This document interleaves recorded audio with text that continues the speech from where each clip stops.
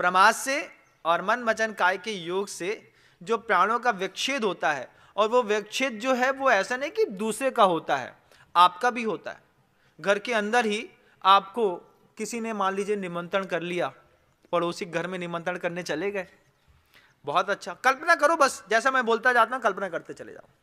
मान लो तुम्हारे पड़ोसी जो बिल्कुल खास है, उसने तुमको निमंत्रण में किया, भाई साहब राजेश भैया आज आपका निमंत्रण हमारे का। हाँ भाई साहब पहुंच रहे, बड़ी मुश्किल में पहुंच गए।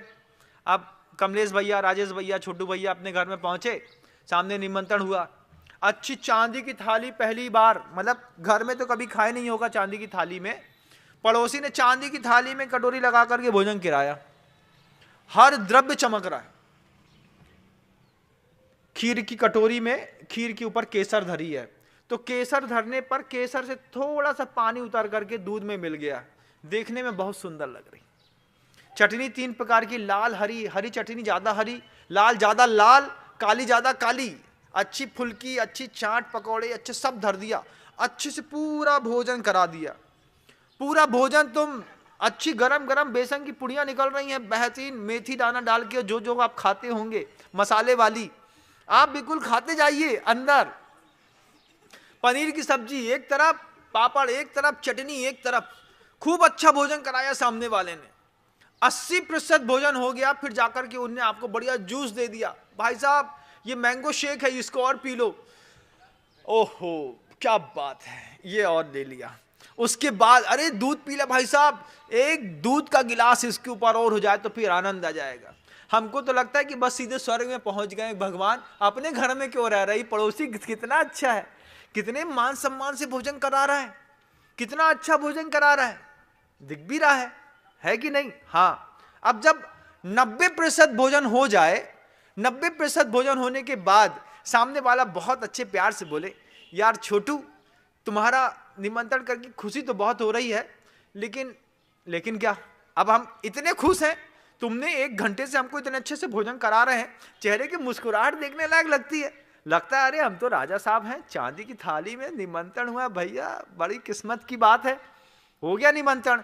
90% भोजन कराने के बाद सिर्फ 10% जब बचा था, उस समय सामने वाला कहता है, क्या तुम्हारे घर में निमंत्रण करने गए तो तुम्हारे जो चाचा थे उन्होंने ऐसी बात कह दी कि टीस लग गई।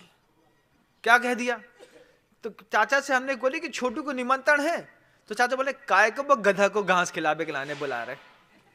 तुम्हारे चाचा ने तुम्हारे बारे में ऐसे बोल के हमारे मन से उतर गए तुम्हारे चाचा, बस ये बात कह दी। भोजन तो अच्छा है, खा भी आपने अच्छे से लिया है, अब आप ये देखिए कि आपको उस भोजन से रस बन रहा है कि नहीं बन रहा। अब काय का रस बन रहा है? अब रस बन रहा है कसाय का। अब ना खीर में मजा है, ना जूस में, ना दूध में, ना फुल्की में, ना हरी में, ना लाल में, ना पापड़ में, ना चावल में, किसी में मजा नहीं है। अब बस एक ही चीज लग रही है, कैसे जो 10 मिनट में जो खाना निपटे, घर में जाकर के सबसे पहले समझाएं, क्यों हम तुमको गधा दिखते हैं? अब ये क्या हो गया भाई? ये क्या है? प्रमत्त योगा प्राण वप्रोपलम हिंसा, इसको कहते हैं बंधुओं, कि पूरा भोजन करने के बाद 2 शब्द ऐसे कह दिए कि सामने वाला का मनोबल टूट गया। मनोबल टूट जाने के कारण अंदर गए भोजन ने रस का परिपाक देना खत्म कर दिया। इसलिए जब भी किसी को भोजन कराया जाता है तो अच्छे शब्दों के साथ कराया जाता है। ले लो महाराज, आपके लिए बहुत अच्छा रहेगा। गुरुदेव के पास देखो, गुरुदेव एक बार ले लीजिए, हमारे लिए बहुत अच्छा हो जाएगा।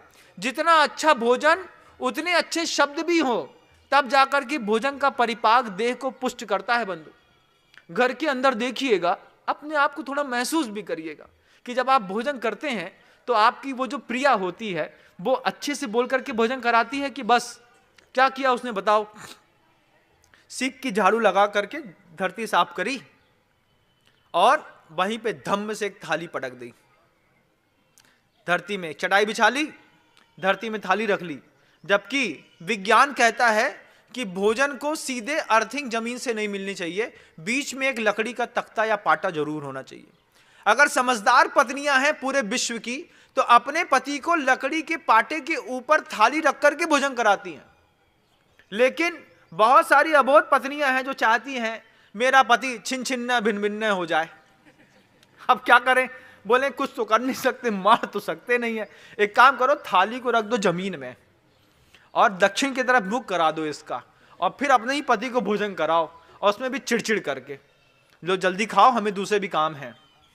अब ना शब्द अच्छे, ना दिशा अच्छी, ना थाली अच्छी, ना भोजन अच्छा, बेचारा पति निपट गया। 55 में हार्ट अटैक आया।